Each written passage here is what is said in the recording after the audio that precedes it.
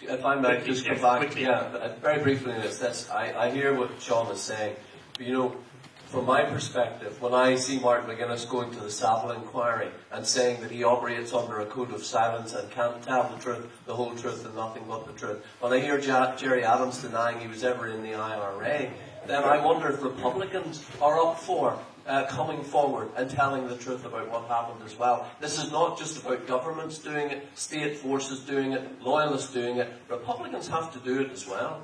All right, Sean Murray, I think that bears a response to Jeffrey, because this is a point we hear regularly. Just kind of... That's one of the tests, Jeffrey. I think that's the best way of finding it, because Republicans have been adamant that if a comprehensive truth process is established, they'll not be found wanting. And I hope that pertains to every protagonist in the struggle, including state and state forces. Yeah, but are you giving much of a lead if, as Jeffrey says, Gerry Adams won't even acknowledge that he was in the IRA, and if Martin McGuinness goes to Savile inquiry, and he takes a stance and says, oh, this is cool as times, I can't really speak about this. Are you giving much of a lead to disabuse Jeffrey of his contention that you won't tell the truth? Most people self-incriminate themselves outside of a process, like a truth recovery process. Hence the need for it. So put it to the test, and let's see if people will be found wanting. Danny, very quickly. Well, just a few points.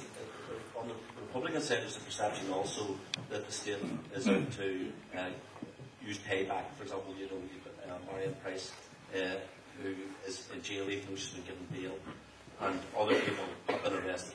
But what I want to say is that the very fact that nobody has actually put forward a proposal about how it's done might indicate that it can't be done.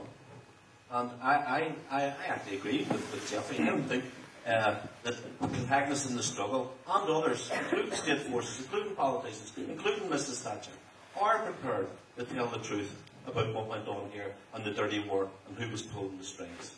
So I think it may be something that we just can't achieve.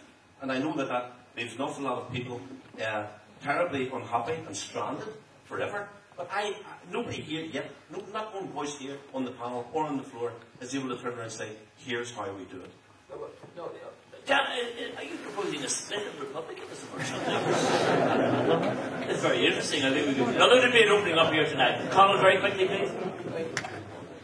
What Danny said is exactly what they said in 78 in Spain. It's what the old Franquist general said. It's what the young socialist leaders, Felipe González and Neil, said. It's what they all said. This is too big, so therefore we're going to put it away like Pandora's box, and we're going to lock it, and it's going to do us fine.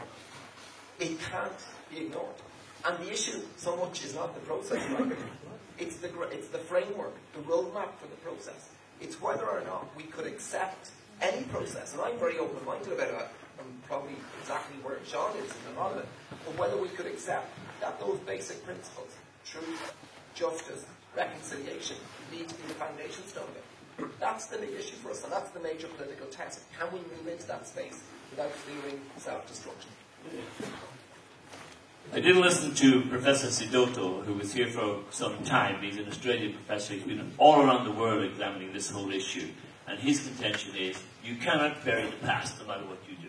Particularly, he said, you learned that lesson in South America. That was just his observation. Yeah, anybody else? Is there one other? Well, yes, sir. What's your name? Raymond Laverty. Yes, Raymond. Very good. Sorry. Because I want to go to the last question very soon. Raymond Laverty. I would just like to ask Sean, when he talked about all the players and actors, does he include the Irish government in the truth recovery? It's both governments. Okay. You've actually changed your position on that one. Any other questions? Yes, sir. What's your name, please? Just call it out. We haven't time to get the mic maybe to you. Just call it out. Yes, Isaac. I would like to hear from Republicans and nationalism. They're crying out for all these different inquiries, collusion inquiries. I've never yet heard nationalism or Republicans ask for the collusion inquiries in the likes of Freddie Scappattini and other known agents within their own movement. Well, Jim Gilchrist is sad for me. And then when I got to the house, he had scuppered. No, I fully agree with you, because I think that in actual fact, what you will discover is that elements of the state forces were involved in pulling strings on both sides, and in a sense keeping us at it, but we weren't aware of that. Do you notice the alliteration, Scappattini, scappered? Right, okay. Yes, my lady. What's your name, please? I'm Kate Turner from Helix Republic. Yes, Kate. Yes. Which is an organisation that looks at how we deal with the past. And I think... Thank you for your contribution on my side, Kate. Thank you very much, Kate. Info@edmally.com. I think there are a couple of things I just want to add. There's a lot of things that have been very well said. But I think the point that we've already heard is that we actually have truth recovery at the moment.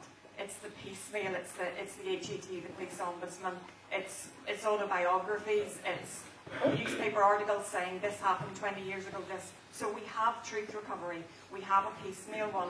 I think the way the debate just went shows it's not serving us well, and the question is, can we do something that serves us better?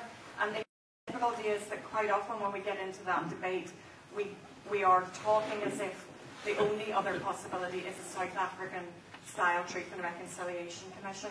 Most truth commissions weren't actually held in public. There are all sorts of ways of doing this, and some of them didn't involve talking to the actors in the conflict. So it's about having that discussion about what do we think we can do, what do we think we need, and it's already being said, coming from the bottom up. And the other thing I wanted to say is that dealing with the past isn't just about truth recovery. It's about a whole lot of things, about discussing what we do about museums, about reflecting. It's about dialogues like this, and that's all part of dealing with our past and building our future. Thank you very much, Kate.